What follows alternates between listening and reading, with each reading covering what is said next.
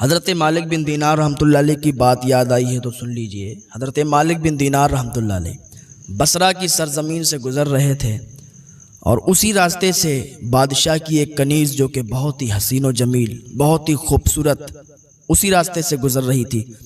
उसके इर्द गिर्द खुद्दाम चल रहे थे, खादिमों का हुजूम था और वो शाही सवारी पर बैठी हुई थी। तो हज़रत मालिक बिन दीनार ने उसे आवाज़ लगाई, कहा, ए कनीज़ सुन, क्या तेरा आका तुझे बेचेगा? तो उसने देखा और सवारी रोक दी।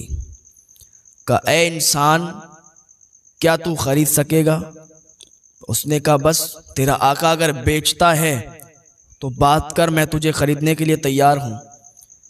तो उसने खादिमों को हुक्म दिया, इसे पकड़ लो।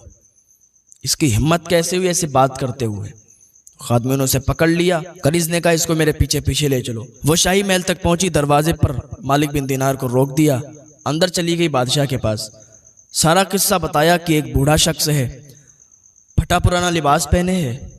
मैं जा रही थी, दामों को देखा, इतना सब कुछ हुजूम देखा, शाही सवारी देखी, तो उसका दिल मुझ पर आ गया और कहता है, क्या तेरा आका तुझे बेचेगा?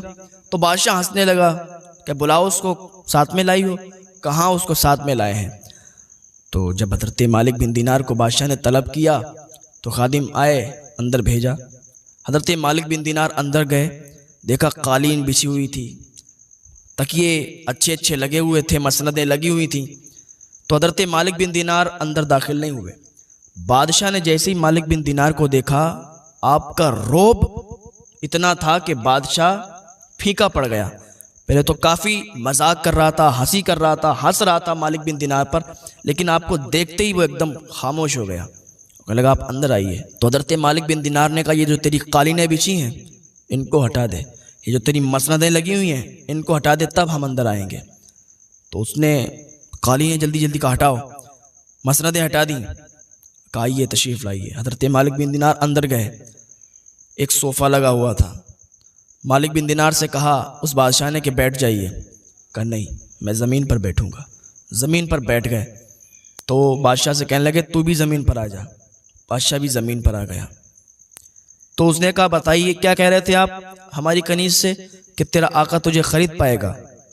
तो मुझे ये बताओ, क्या तुम्हारे पास इतनी कीमत है देने के लिए कि जो तुम उसे ख़रीद सको? तो जब बादशाह ने इतना कहा तो मालिक बिन दीनार ने कहा, कितनी कीमत लगाते हो? तो उसने अपने शाही हैसियत से लगाई, काफ़ी कीमत लगाई। तो मालिक बिन दीनार मुस्कुराए और कहा, इस कनीज़ की कीमत? कनीज़ भी सुन रही थी पर्दे के पीछे से, सारे लोगों का हुजूम लग गया वहाँ पे। कहा, इसकी कीमत मेरे नज़दीक सिर्फ खजूरों की 2 गुठलियों के बराबर है।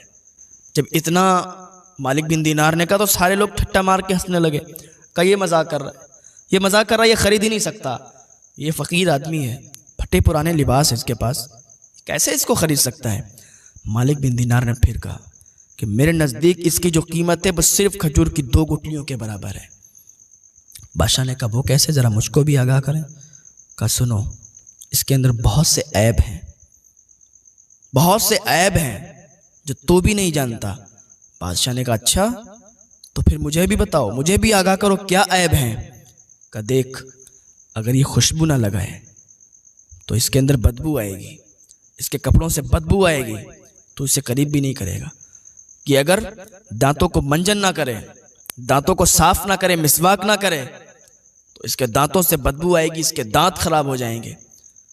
और कहा, सुनो, बहुत से और ऐब हैं, दांत साफ करती है, खुशबू लगाती है, चेहरे को धुलती है, चेहरे को साफ करती है। अगर चेहरा ना धुले तो मुंह में कीचड़ हो जाएंगे, चेहरा ना धुले तो मुंह गंदा हो जाएगा। ये बहुत सच श्रृंगार करती है, सजती है, तब तू इसे पसंद करता है। और तू अभी बादशाह है ना, इसीलिए तुझे पसंद करती है। तेरे जाने के बाद जब दूसरा बादशाह आएगा तो उससे भी ये उतनी ही मोहब्बत करेगी जितनी तुझसे करती है। तुझसे इसे मोहब्बत नहीं है, तुझसे कोई लगाव नहीं है, लेकिन बादशाह सुन ले, मैं एक ऐसी कनीज़ को जानता हूँ जो ना पेशाब पखाना, न बालों में कंघी, न दांतों में मंजन, न दांतों को साफ करना, ना इतर लगाना, कुछ भी नहीं, फिर भी उसके कपड़ों से खुशबू आती है। उसके दांत खुद ब खुद सांप हैं, उसके बालों में खुद ब खुद कंघी है, उसके कपड़े खुद ब खुद लाजवाब हैं, उसका जिस्म खुद ब खुद लाजवाब है, उसका चेहरा खुद ब खुद लाजवाब है। उसका चेहरा इतना चमकने वाला है कि इतना हसीन व जमील किसी का चेहरा नहीं है। कभी उसको बुढ़ापा आने वाला नहीं है, कभी उसके चेहरे पर झुर्रियाँ आती नहीं है, वो कभी बूढ़ी होने वाली नहीं, और वो कभी तुझसे मोहब्बत कम करने वाली नहीं, और वो कभी कपड़ों में इतर लगाने वाली नहीं। फिर भी उसके कपड़ों से इतर की खुशबू आएगी, इतर से ज़्यादा खुशबू आएगी। हज़रत मालिक बिन दीनार रहमतुल्लाह अलैह ने जब इतना बयान किया ना, तो बादशाह कहने लगा बेहतर तो वही है, ये बेहतर नहीं है, वही बेहतर है। पर वो कैसे मिलती है, कितनी उसकी कीमत है? तो कहा उसकी कीमत ये है कि रात के एक हिस्से में उठ जाया कर, पहले तो 5 टाइम की नमाज पढ़ा कर, और फिर रात के एक हिस्से में उठाकर कुछ नफिल अदा किया कर, तहज्जुद की नमाज अदा किया कर, और जब खाना खाने बैठा कर तो अपने दस्तरखान पर गरीबों को भी याद कर लिया कर, और अपनी दौलत का कुछ हिस्सा गरीबों में भी तकसीम कर दिया कर, और कुछ मीठे अल्फाज बोल लिया कर, गरीबों पर शफकत किया कर, यतीमों को गोद लिया कर। तेरे पास दौलत की कमी नहीं है। जब तू इतना करेगा तब तुझे वो कनीज हासिल होगी। जब तू यहाँ से मर के चला जाएगा, तेरा इंतकाल हो जाएगा, तब वो तुझे कनीज मिलेगी, और वही जन्नत की हूर है। बादशाह ने जब इतना सुना तो उसके रोंगटे खड़े हो गए, पसीना छूट गया। कहा वाकई ऐ अल्लाह के वली तुम सच्चे हो, तुम सच बोल रहे हो। मुझे अब इस कनीज की कोई हाजत नहीं, मुझे सिर्फ वही कनीज चाहिए जो हमेशा हमेशा मेरे साथ रहे, जो हमेशा मुझसे मोहब्बत करती रहे। और बादशाह ने कहा उस कनीज को बुला के, क्योंकि पर्दे के पीछे से वो भी सुन रही थी, ये जो फकीर बयान कर रहे हैं क्या ये सच है? तुम ज्यादा बेहतर हो या वो ज्यादा बेहतर है? तो उस कनीज ने भी कहा अल्लाह की कसम मैं बेहतर नहीं हूँ, वो बेहतर है। जब बादशाह ने इतना सुना, कहा सुनो ये घर तुम्हारे नाम मैंने कर दिया, ये तुम्हारे नाम कर रहा हूँ, ये तुम रख लो, और जितनी भी मेरी दौलत है वो सब मैं गरीबों में तकसीम कर रहा हूँ। बादशाह ने अपना शाही लिबास भी उतार दिया, पर्दा उतारा और पर्दे को लपेट लिया। पर्दे को लपेटने के बाद कहा मैं जा रहा हूँ, अब जितनी भी मैंने दौलत कमाई थी, जितनी भी मेरे पास दौलत है, सब गरीबों में तकसीम कर रहा हूँ, अपना घर भी मैं तेरे नाम कर रहा हूँ।